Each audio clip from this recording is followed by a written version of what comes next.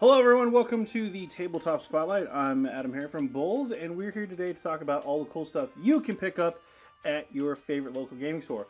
Want to give a big shout out to our friends over at Dragon's Lair Comics and Fantasy for hooking us up with these games that we're showing up today. So with that said, let's check out our games of the week. Not too long ago, Dungeons & Dragons came out with the Phandelver Below adventure, and to follow that up for the Shattered Obelisk, the new blind packs are available in stores. Icons of the Realms, Phandelver, and Below, the Shattered Obelisk blind packs are the perfect way to expand your collection of Dungeons & Dragons miniatures. These feature some of the plastic miniatures for monsters you would find in the Phandelver and Below adventure. Things like the Gibbering Mouther and the Shambling Mound can be found in these box sets. Each box contains 4 collectible miniatures. They are of course random, and you can collect all 47 of them if you are lucky.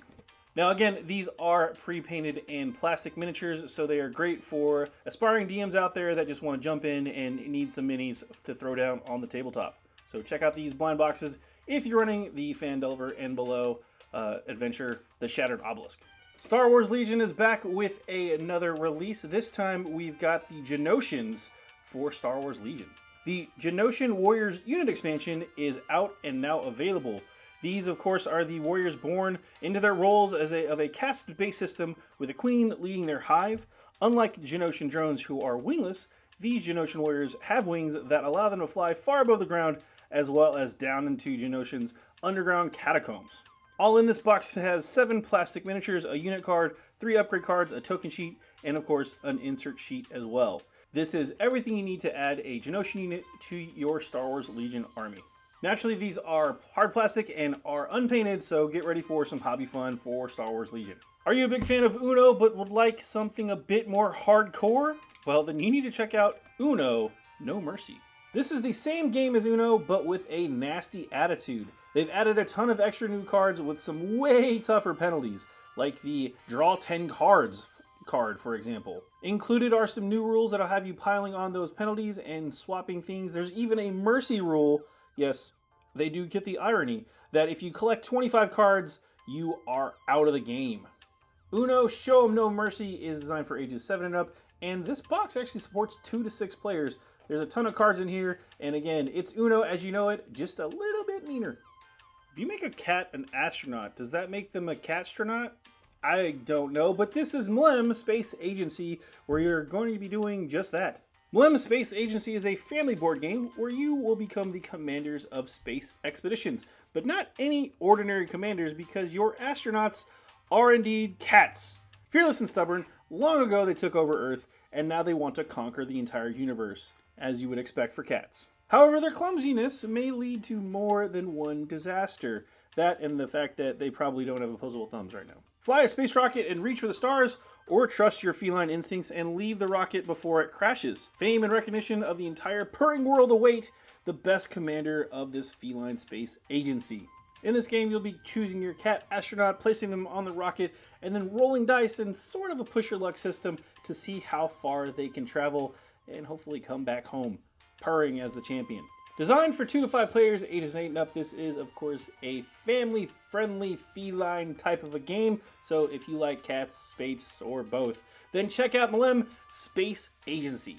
Are you really good at trick-taking card games? Then you need to check out 9 Lives and see if you can outlive the competition. 9 Lives is a trick-taking card game where each round you're going to try to predict how many tricks you can win. But you need to be careful because every victory adds another card back into your hand. Can you outwit the other players before your 9 lives run out? Designed for ages 12 and up, it suits 3 to 4 players and games take about 30 minutes. So if you want a straightforward trick-taking card game with a twist, then check out 9 Lives. We might be past spooky season, but that doesn't mean you can't have a little horror in your board game life. Check out the Plum Island Horror. A superstorm has slammed into Plum Island off the east coast of the US and plunged the island into a particularly horrifying apocalyptic nightmare. The island's secret biological research facility has suffered some catastrophic damage, which has led to some unfortunate events happening on Plum Island. The Plum Island Horror is a game for 1 to 4 players featuring some tactical level unit management, and tower defense style survival through cooperative play. That's right, this is a co-op game for 1 to 4 players.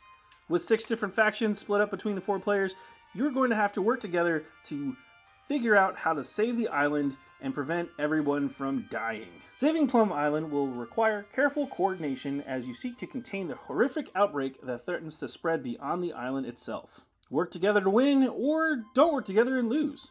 Designed for ages 14 and up, again, it is 1 to 4 players, and games take about 45 minutes per player, so you do the math on that. If this sounds like your kind of jam, then check out Plum Island Horror.